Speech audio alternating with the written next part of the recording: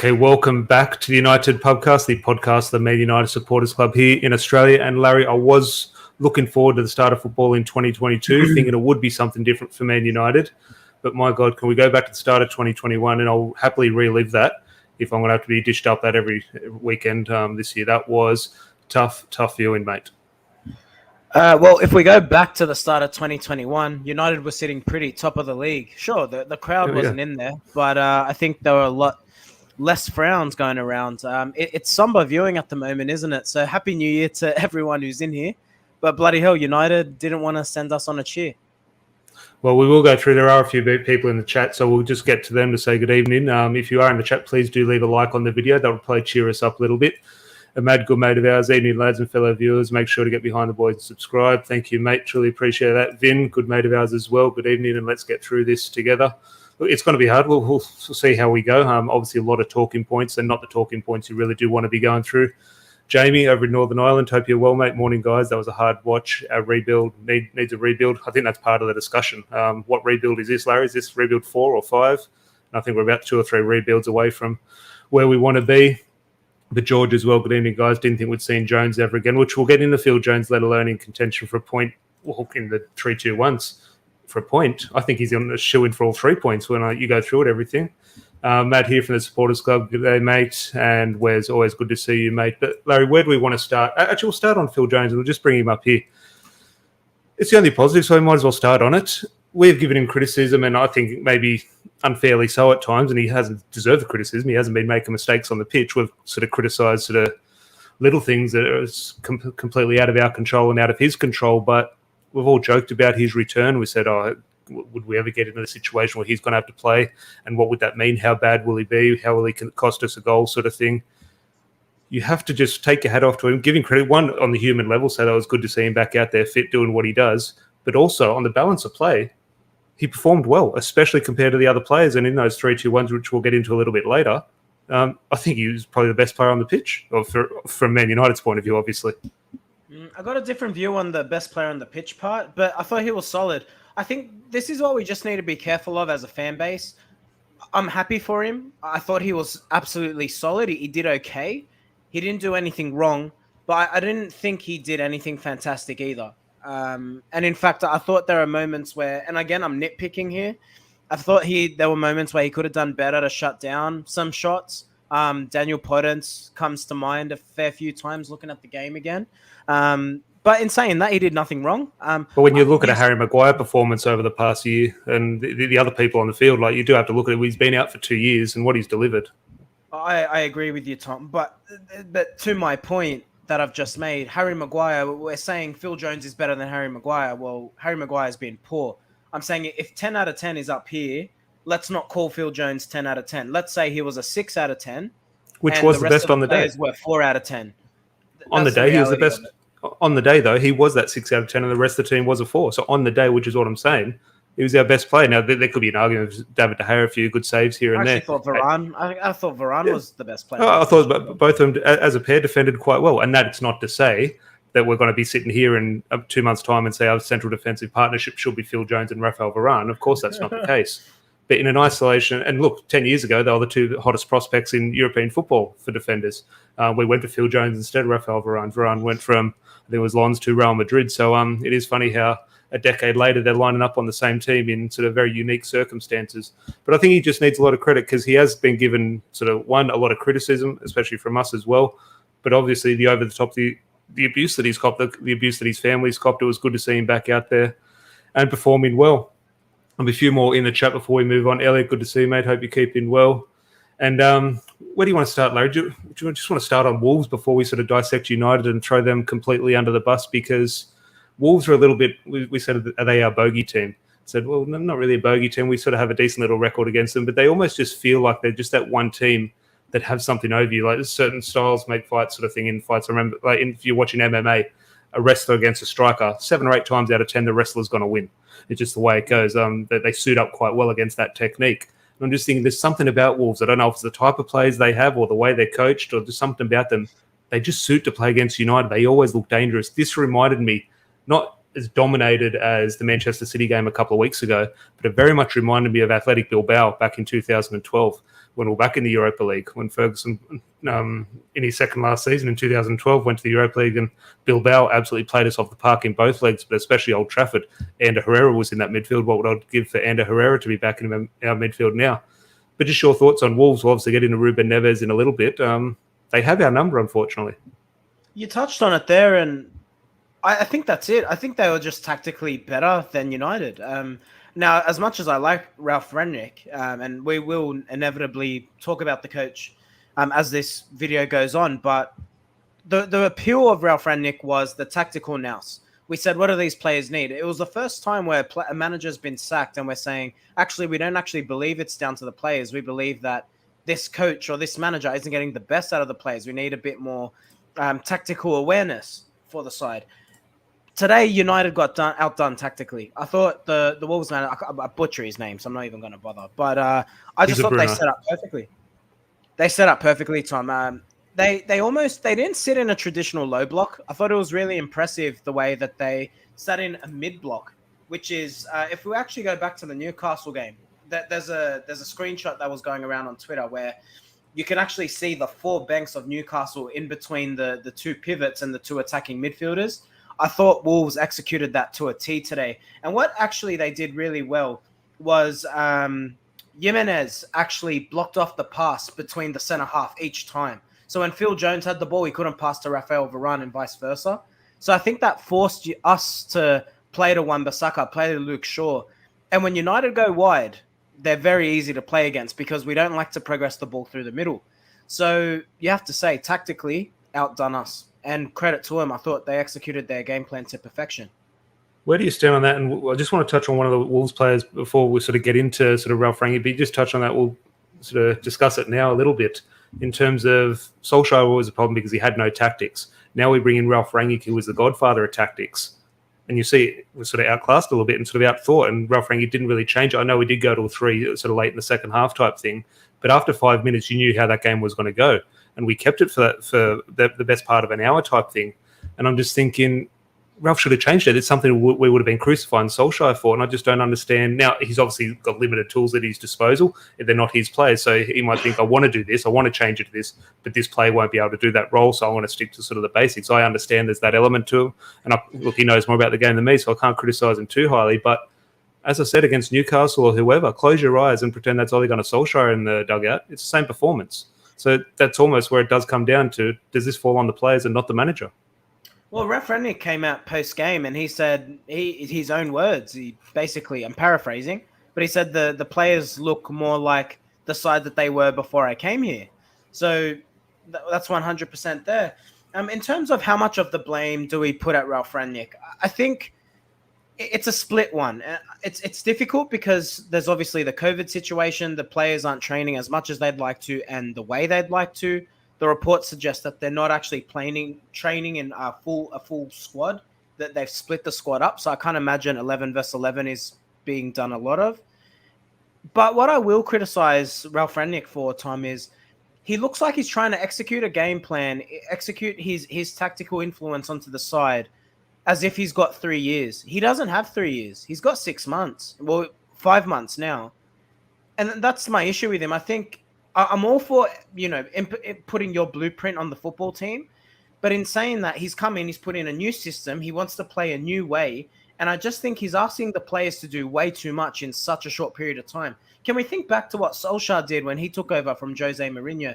Now, this isn't me saying Solskjaer should have stayed by any stretch of the imagination. He went and he was right to go.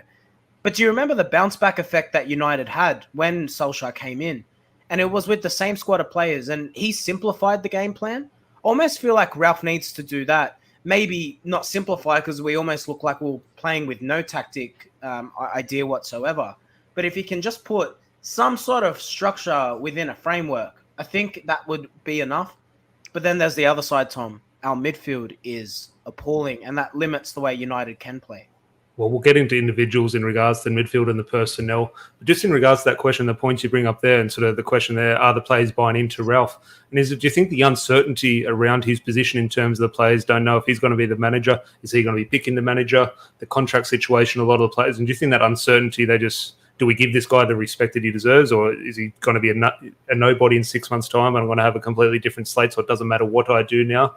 Because it's a weird one, because you look at that first, what I'd want to see from Ralph Rangnick, you look at that first 30 minutes against Crystal Palace. If we continued that first 30 minutes against Palace in these last couple of games and we're conceding 5 or 6 goals a game, I'd be frustrated with the 5 or 6 goals we'd be conceding, but I'll be happy I'm seeing something. I saw something different in that first 30 minutes. But then the other, I don't know how many minutes were played since then, 600 minutes or something, whatever it would be, we're not seeing anything. So I'm just thinking, well, what was the point in changing? Now, change was needed, 100%, but I'm just thinking the players, for a small period, for 20 minutes, did implement Ralph Rangnick's style, and suddenly, whether this is Ralph Rangnick not getting his message across or it's on the players not implementing the message that is being delivered, I'm just thinking, where do you sit on it? Because at the moment on the outlook, and we'll get into Luke Shaw's quotes in a sec, on the outlook, the players aren't buying into what Ralph's putting on the table. And that's exactly the point I guess I'm trying to make. We looked excellent for 30 minutes against Crystal Palace. So you would think that with more time on the training pitch, more time playing together and executing the manager's game plan, we should be looking better. So you have to wonder what causes players to go the opposite of what the manager wants. I'd say we're obviously speculating here, but you'd have to imagine that it's just over tactical. It's mental overload. And I think, is Ralph Rangnick trying to deploy too much onto these players too soon? If they're not training as much as they'd like, let's take a few factors into consideration here. We had the COVID situation for 2 weeks. I think the players had 1 training session in that time. Outside of that, we've played a game every 3 days. So they're not getting time on the training pitch. So is Ralph Rangnick just sitting these guys down for 2 hours at a time, boring them with hours and hours of footage of what he wants? Players will default to what is muscle memory when they don't get time to execute something on the training pitch. You know that better than anyone. So that's what it comes across as to me. That's why they're looking how they look under Solskjaer. They look tired. They don't know what they're doing. And then they resort back to what they were doing before, which was utter failure, getting poor results. Yeah, definitely. Here's Scott here from It's a Football Thing, good mate of ours, an Arsenal fan. He's on It's a Football Thing in 2 hours' time. Make sure you go and subscribe. Your core players have let down multiple managers over the years, overhyped and underperforming, which is here what Amata put up earlier on the screen. Roy Keane called it a while ago. He wasn't wrong. Leopard don't change their spots type thing. And it is frustrating because we see these shiny new toys, whether it be Sancho, Varane or Ronaldo, and isolated signings. Yes, great players will make you better. But if there is no plan and direction with those signings, with the manager's input, I saw George here put a comment about Donny van der Beek. Donny van der Beek, fantastic player, but a signing which 2 managers don't like. So you shouldn't bring in a player like that. It's one of those things that there is just simply no direction with these signings. But anything else we want to discuss before we get into Luke Shaw's quotes? Well, I mean, I've got a point to make after Luke Shaw's quote, so I'll leave you to it there. But well, yeah, I was going to go individual players, and look, I talked up Scott McTominay after his performance against Burnley, and I think the caveat I made, which every time I went to praise Scott McTominay last week, was it's one game, it's against Burnley. As soon as January transfer window opens, if the club can go out and upgrade on Scott McTominay, you do that first thing Monday morning type thing. Like, Scott McTominay is not the answer moving forward to win a Premier League title or a Champions League. But the 6 months in front of us, what we have, okay, today he performed badly, but he's the type of player the manager can trust and get the most out of, because there are players here, like Matt's saying here, Rashford was terrible. There are players who, like a Marcus Rashford and players like that, who don't give 100%. Facts are facts. Marcus Rashford is lazy and doesn't work hard on the football pitch. Scott McTominay, as limited as he is, does give his all. And I just think that is another case. But just on individual players, and can we upgrade on Fred? Yes. Can we upgrade on McTominay? Yes. The one upgrade, right here, Larry, Ruben Neves. He's a footballer, and I'm just thinking the Wolves manager has come out and spoken about it might be a little bit tricky for Wolves to keep him during the transfer window, or especially in the summer. We've had debates on this podcast. Does he fit? Is he a 6? Is he an 8? Is he a 10? Would he suit Man United? Yes, we can have a debate and a level-headed argument about does he suit us? Is the exact midfielder we want? He's a better footballer than what we have in there. Maybe not as good as Paul Pogba, but Paul Pogba doesn't show up too many days of the year. So Ruben Neves, the quality that he would bring to this midfield, night and day when you see a performance like that. You and I were chatting about this before we started recording. We look at our midfield now and you'd say, my God, we miss Paul Pogba. But I think we miss Paul Pogba on the ball. I think if you look at what Paul Pogba offers off the ball, we're probably at risk of conceding another goal or two, at least a clear-cut chance, because he's lazy defensively and he gets exposed. What Ruben Neves offers you is he's solid on both sides of the ball, and that's what I really like about him. But he's actually brilliant on the ball. Like maybe he doesn't have the passing range of a Paul Pogba, but he's got a bloody good passing range. And the way that he can, there was one passage of play, I think it was in the second half when Traore gets brought down by Matic for the yellow card. The ball he plays in a Traore, 10-yard pass, nothing brilliant. It's around the back in a tight spot between two players. We don't have a midfielder who's capable of doing that. Bruno Fernandes is capable, but Bruno Fernandes plays further up the pitch. The problem with United at the moment is in those deeper positions, even Nemanja Matic in his peak. Matic in his peak was a destroyer. He's no Michael Carrick. He wasn't someone who was known for progressing the ball brilliantly from deep in the play to the feet of a striker. He was brilliant at breaking up the play defensively. United lacking a ball player. Ruben Neves addresses a lot of that. And like you said, at sometimes, yes, you need to think of who fits what style. But what United truthfully lack at the moment is pure footballers. And Ruben Neves is a footballer.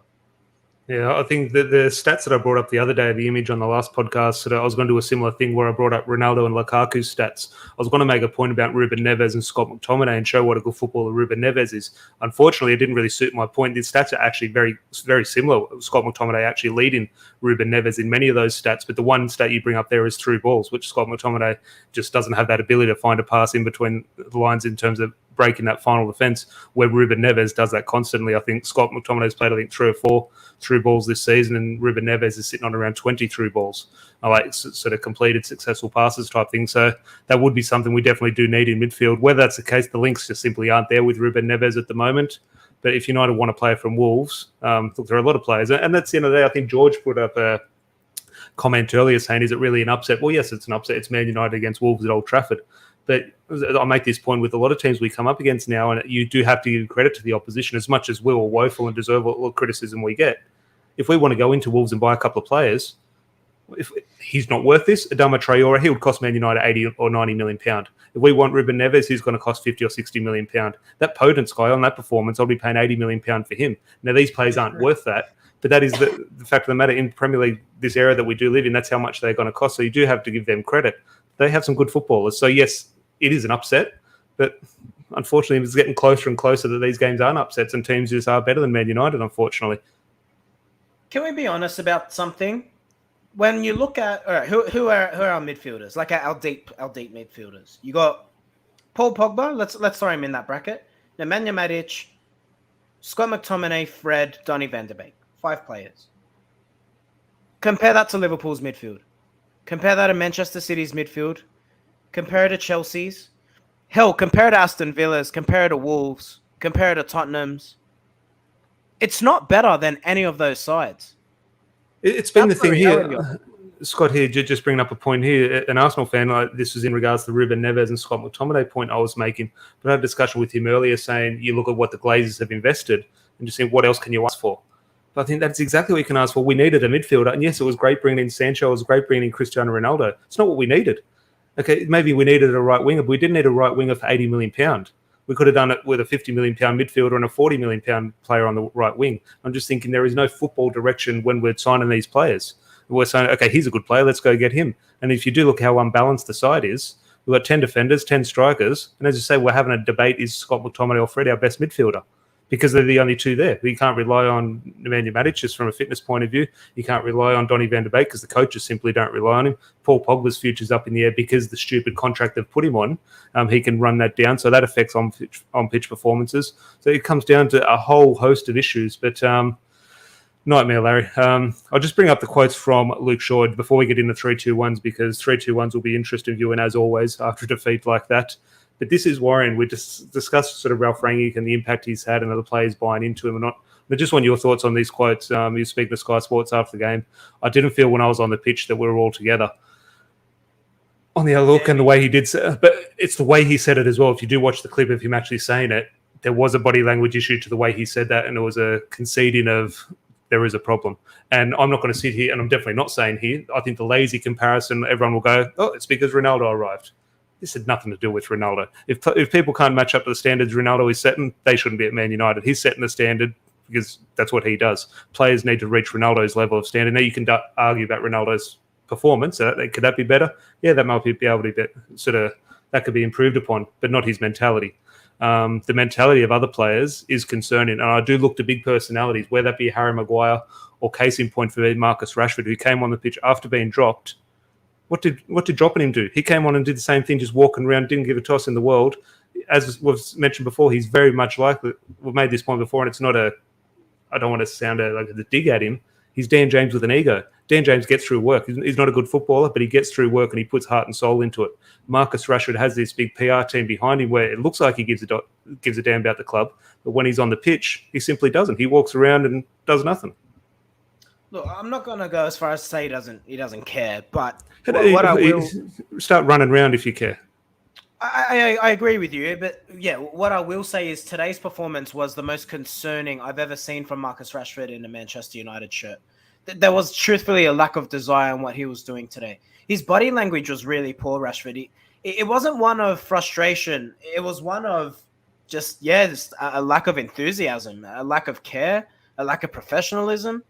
And it's weird because you could make excuses for him last season. I think there was, obviously, he was carrying himself injured. Despite being injured, a great return, mind you, but struggled in certain big games. This season, what excuse does he have behind him? He's coming off a 4-month rest. He came in, he scored a few goals early, but he's struggling badly. And his effort levels are appalling. And then, again, I hate to bring up the Martial thing, but they're easy to pigeonhole together, probably because they came through around the same time at United. But for the things that Martial's been slated for, I would definitely come on here and I will tell you Martial puts in more effort on a pitch than Marcus Rashford does.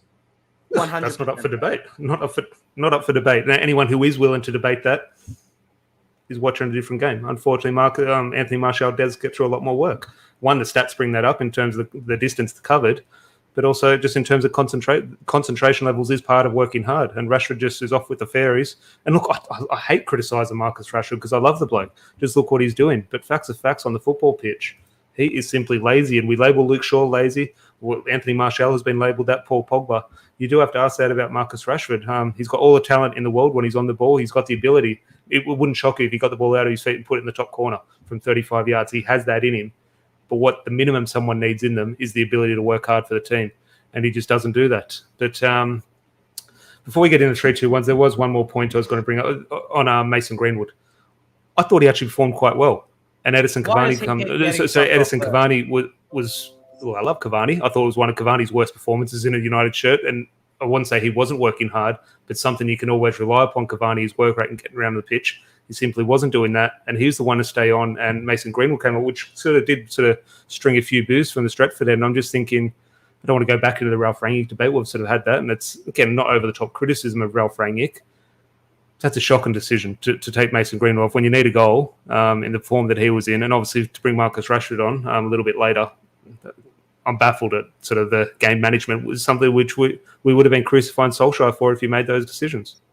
He does it game after game. Mason Greenwood's the first player subbed. Now, I don't know why that is. I don't know if that's a fitness concern or whatever it might be. But I have to admit that there has to be something in the Rangnick, as brave as he comes out and speaks. You have to look at his actions and say that he does appear to be succumbing to some of the egos in some respect. I mean, he's been dropping Bruno Fernandes. Like, I'm sorry, but Bruno comes on twice now, and he's been our best player when he comes on. Now, Bruno Fernandes is frustrating, absolutely, but he comes on, and we look instantly better. So why are you dropping players that shouldn't be dropped? Despite, yes, you could argue Bruno's been poor. I wouldn't say it's warranted dropping. I'd say you just need to deploy him in a way that actually gets the best out of him. But then you look at the likes of Marcus Rashford, who gets opportunity after opportunity after opportunity, and he's poor every week, and he's going to be poor next week, and he's still going to play. And this is where I'm split on I don't think Donny van de Beek's been good enough for United. I don't think he's taken his opportunities. But when you do see the likes of Marcus Rashford constantly getting chosen, Harry Maguire constantly getting chosen, then you do have to wonder why other players aren't afforded the same opportunities. Well, we go back to, and this is not a Ralph bashing episode. Strongly disagree with Adam's comment there, by the way. Greenwood and Ronaldo would not work together as two nines. Oh, but I think separately, I think that's what he means in terms of they're our number 9 options type thing. Yeah, you couldn't play them in a two. I think what we're seeing with Ronaldo and Cavani is being the hold-up guy. He's the one playing back to goal. As brilliant as Ronaldo is, he's not a back to goal striker. He's simply not that. And I think if you play Mason and Ronaldo together, they're just simply who's going to be your hold-up guy. You're basically just going to be a counter-attack in behind sort of team. And I don't think the way you spoke there about Ralph Rangnick, and we're going to get into 3-2-1 just after this bit, is the questions we had about Ralph Rangnick saying, okay, he's got all the tactics, he speaks a good game, he's managed Schalke, he's managed Red Bull Leipzig, Salzburg, teams like that. He's technical director at Lokomotiv Moscow. He's never been Manchester United manager, and you can have all the football brains in your arsenal as you want. Manager of Manchester United is a different kettle of fish. You need more than being able to understand the game or communicate with players. You need everything. There's different. And look, it's been a hard sort of story he's been dealt in terms of he's had sort of limited time on the training ground, and sort of COVID has sort of heavily impacted him. So 100%, there's been challenges which just out of his control. But that was my concerns. Okay, he talks a big game, and I do like him. I love the guy. Manchester United is a different kettle of fish. He's never managed at a club like this, which is why we always talk about who is the next manager? Who is the ideal manager? Let's bring in the Ajax manager. We're going to lose to Wolves. We're going to say, why we're bringing a guy from Ajax who hasn't done it at the highest level. That's a debate we're always going to be having. Let's get someone who's done it at the highest level, Louis van Gaal or Jose Mourinho. It's not going to work under this ownership and this management or the board type thing.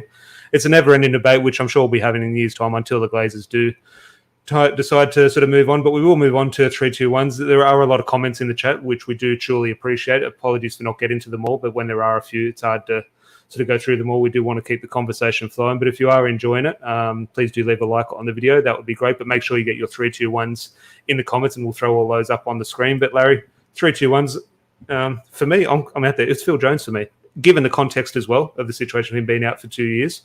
But he would be. I understand it was a 6 out of 10 performance. Okay, that's not good. It was an 8 or 9 out of 10. Considering the other players on the field, I think he was arguably our best. Well, I'd personally be going for Varane, just because I thought he held the back four as much as he possibly could. And I felt like what we've always said about Phil Jones is, and I maintain this point in terms of his career, like injuries have cruelled the guy. But it's not his ability. Like, I know he makes us laugh with some of the faces he's pulled, some of the clangers he's had in him over his time at United. But if Rio Ferdinand was 5 years younger and Phil Jones got the opportunity to play with Rio Ferdinand for 5 years, I'm telling you would have seen a different player. He's just the sort of guy who, the way we say, Paul Scholes mentioned that about Paul Pogba. He needs someone in his ear the whole game, needs someone to tell him where to be, tell him what to do. Phil Jones is a defender in the exact same mold. If you tell him where to be and what to do, he'll execute perfectly because he's got the ability. But then injuries have obviously cruelled him. I think being next to Varane, who was actually able to command the defense, actually held it together. And actually, if you're going to look at the defense, I didn't feel like our defense was actually poor. Yeah. I thought we actually defended quite well. Yeah, the defense was good. Actually, if you're looking at what they did off the ball, you can talk about defending-wise, it was good. Going forward, spot on. And I think Phil Jones doesn't have the performance he does if Varane isn't next to him, so I'm actually going to lean towards the Frenchman. Well, we'll go through some comments here. It might give us a little bit more clarity because I'm fixed on Jones, but we'll see Jones and Varane if they do pop up here. Mad saying Jones, De Gea and Greenwood. George going De Gea, Jones, Varane. Adam going De Gea, Jones and Varane. Trev, Jones, De Gea, and Nemanja Matic. Matic is a weird one. Obviously got involved in terms of playing that third central defender.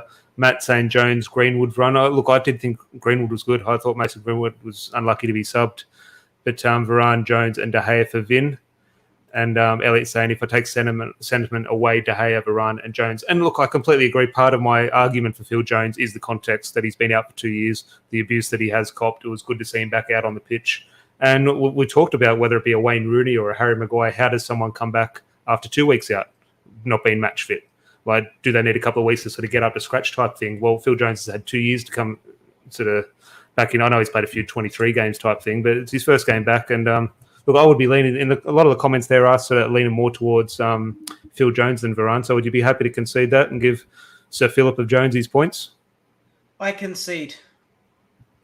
What about De Gea? Because De Gea, okay, a losing game again. Why are you giving goalkeeper points? He saved a couple. He obviously saved the one from Ruben Neves, which Ruben Neves put a volley into the top corner. Great save. Ultimately, again, you do have to consider him. A lot of people have put him as their 3 points. I think it is amongst that trio: Jones, De Gea, and Varane. But for me as well, while they didn't turn out to be match-winning saves, I do think De Gea did stand up again. He was okay. I didn't think he didn't do anything brilliant, but this is the issue. De Gea gets it by default because everyone else was so poor.